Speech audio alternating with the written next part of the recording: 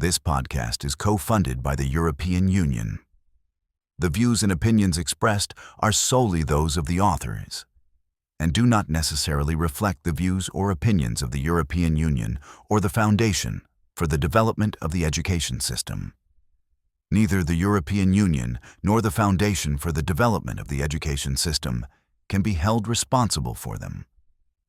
All results developed within the project Building Social Links are made available under open licenses, CC BY SA 4.0 deed. They can be used free of charge and without restrictions. Copying or processing these materials in whole or in part without the author's consent is prohibited. In the case of using the results, it is necessary to indicate the source of financing and its authors. In today's episode, we will explore what human rights are and the impact social solidarity has had on them over the years. Social solidarity plays a crucial role in the promotion and protection of human rights. It refers to the sense of unity and collective responsibility within a society, where individuals recognize their shared interests and mutual dependence.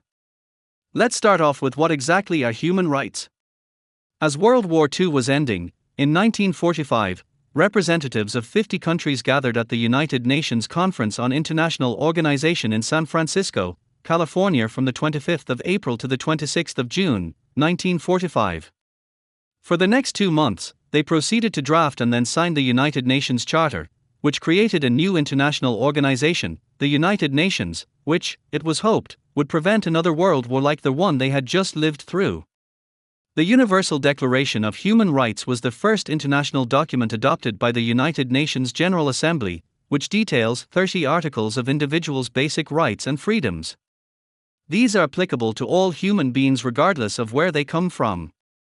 The declaration was accepted by the General Assembly as Resolution 217 on the 10th of December 1948 at the Palais de Chaillot in Paris, France.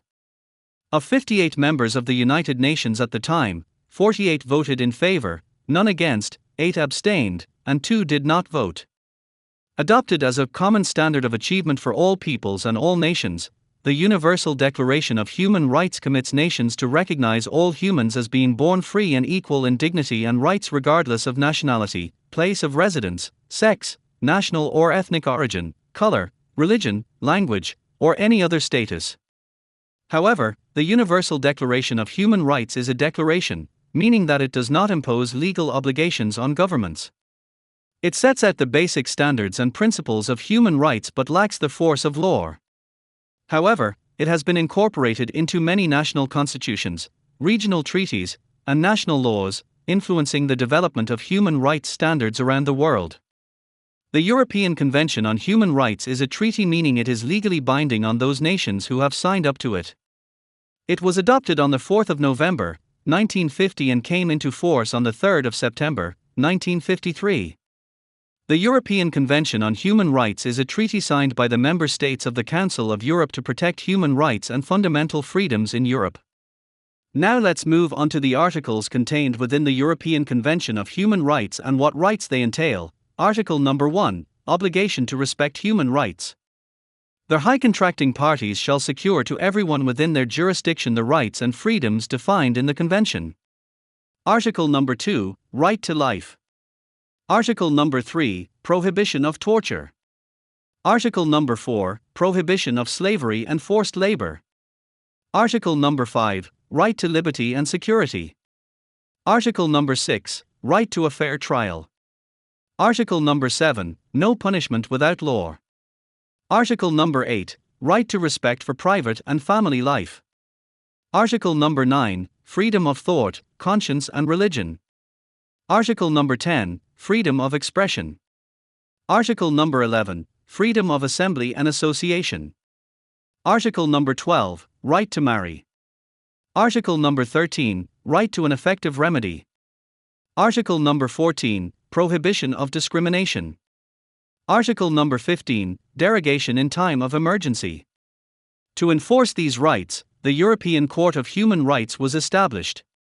Individuals, groups, or states can bring cases before the court if they believe their rights under the European Court of Human Rights have been violated. The court is based in Strasbourg, France, and its decisions are legally binding on the countries involved. The European Court of Human Rights itself does not have direct enforcement powers, but member states must implement the court's decisions. You might now start to wonder what human rights and social solidarity have in common. In an increasingly interconnected world, the concept of social solidarity extends beyond national borders, influencing global human rights frameworks, cooperation, and actions. This sense of shared responsibility among nations and people is key to ensuring that human rights are respected and protected on a global scale. Social solidarity has played a major role in shaping major international human rights, with the Universal Declaration of Human Rights being a result of the collective will of nations around the world to create a set of common standards for human dignity and equality. The idea of shared responsibility and mutual respect for human rights is embedded in international agreements like this one. International human rights efforts often depend on the cooperation of multiple states, international organizations, and civil society groups. Social solidarity, both within and between countries, creates a shared sense of purpose in ensuring that human rights are not just a national concern but a global one. For example, when countries collaborate on issues like climate change, refugees, or human trafficking, they are recognizing that these problems transcend borders and require a collective response. This sense of solidarity helps drive international cooperation in forums like the United Nations, where member states work together to uphold human rights through agreements, treaties, and resolutions. Solidarity emphasizes the need for fairness and equal treatment of all members of society, just the same way as human rights do. In a society where people stand together in solidarity, there is greater pressure on governments and institutions to address inequalities, discrimination, and human rights abuses.